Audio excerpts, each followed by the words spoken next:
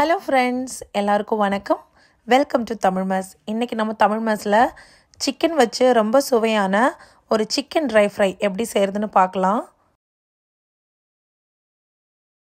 இது செய்கிறதுக்காக இங்கே நான் ஒரு 600 கிராம் அளவுக்கு சிக்கன் எடுத்திருக்கேன். இப்போ இது மேரினேட் பண்ணுறதுக்காக 1/2 டீஸ்பூன் அளவுக்கு மஞ்சள் தூள், 1 டீஸ்பூன் அளவில் மிளகாய் தூள், அப்புறமா தேவையான அளவு உப்பு சேர்த்துடலாம்.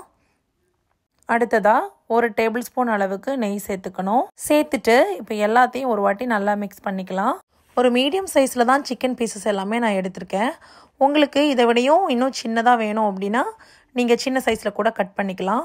இப்போ எல்லாத்தையும் ஒரு வாட்டி நல்லா மிக்ஸ் பண்ணதுக்கப்புறமா ஒரு 10லேருந்து 15 நிமிஷம் இதை ஊற விட்டுடலாம். மூடி வச்சிடலாம். 15 நிமிஷத்துக்கு அப்புறமா நம்ம செய்ய ஆரம்பிக்கலாம். அடுத்ததாக ஒரு கடாயில் 2 டேபிள் ஸ்பூன் அளவு எண்ணெய் சேர்த்துக்கணும். எண்ணெய் நல்லா சூடாகி வரும்போது இது செய்கிறதுக்கு நான் இங்கே சின்ன வெங்காயம் எடுத்திருக்கேன். இது கிட்டத்தட்ட ஒரு 200 கிராம் அளவு சின்ன வெங்காயம் இருக்குது. இப்போ கூடவே 1/2 டேபிள் ஸ்பூன் அளவுக்கு இஞ்சி பூண்டு விழுது சேர்த்துடலாம். சேர்த்துட்டு இப்போ இதை ஒரு வாட்டி நல்லா கலந்து விட்டு வதக்கிக்கலாம். சின்ன வெங்காயத்துக்கு பதிலாக நீங்கள் பெரிய வெங்காயம் கூட நறுக்கி சேர்த்துக்கோங்க. ஆனால் கொஞ்சம் தூளாக நறுக்கி சேர்த்துக்கோங்க.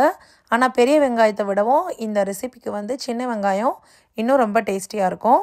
இப்போ கொஞ்சம் தேவையான அளவு உப்பு சேர்த்துக்கலாம். உப்பு சேர்த்துட்டு கூடவே கொஞ்சமாக கருவேப்பிலை சேர்த்துட்டு வெங்காயம் நல்லா வதங்கி வர வரைக்கும் இதை வதக்கி விடணும். வெங்காயம்லாம் ஓரளவு நல்லா இந்த மாதிரி வதங்கி வந்ததும் இப்போ இது கூடவே மிளகாய்த்தூள் மல்லித்தூளுக்கு பதிலாக 1 டேபிள் ஸ்பூன் அளவுக்கு சில்லி ஃப்ளேக்ஸ், அடுத்ததாக 1 டேபிள் ஸ்பூன் அளவில் மிளகுத்தூள் சேர்த்துக்கணும். மிளகுத்தூள் சேர்த்ததுக்கப்புறமா 1 டேபிள் ஸ்பூன் அளவுக்கு சிக்கன் மசாலா, அடுத்ததாக 1 டீஸ்பூன் அளவுக்கு கரம் மசாலா சேர்த்துக்கோங்க. சேர்த்துட்டு இப்போ எல்லாத்தையும் ஒரு வாட்டி நல்லா வதக்கி விடணும். மசாலாவோட அந்த பச்சை வாசம்லாம் போனதுக்கப்புறமா இப்போ இது கூடவே நம்ம ரெடி பண்ணி வச்சுருந்த அந்த சிக்கன் பீசஸ் எல்லாம் சேர்த்துடலாம். சிக்கன் எல்லாத்தையும் சேர்த்ததுக்கப்புறமா ஒரு வாட்டி நல்லா மிக்ஸ் பண்ணி விடுங்க. இந்த சிக்கன் ரெசிபி இந்த மாதிரி நான்ஸ்டிக்கு ஸ்டெயின்லெஸ்ஸில் பண்ணாமல் இரும்பு கல் சட்டி அப்படி இல்லைன்னா மண் பாத்திரங்களில் கூட நீங்கள் பண்ணிங்கன்னா ரொம்ப சுவையாக இருக்கும். இப்போது சிக்கன் எல்லாத்தையுமே நல்லா மிக்ஸ் பண்ணியாச்சு. மிக்ஸ் பண்ணதுக்கப்புறமா இது கூடவே இங்கே நான் கொஞ்சமாக ஒரு 1/4 கப்பு மட்டும் தண்ணி சேர்த்துக்கிறேன். தண்ணி சேர்த்துட்டு இப்போ இதை மூடி வச்சிடலாம். அடிக்கடி 1-2 வாட்டி திறந்து கலந்து விடுங்க. சிக்கன்லேருந்து இன்னும் தண்ணி இறங்கி வரும். சிக்கன் ட்ரை ஃப்ரை அப்படிங்கிறதுனால ரொம்ப தண்ணியெல்லாம் அதுக்கு தேவையில்லை.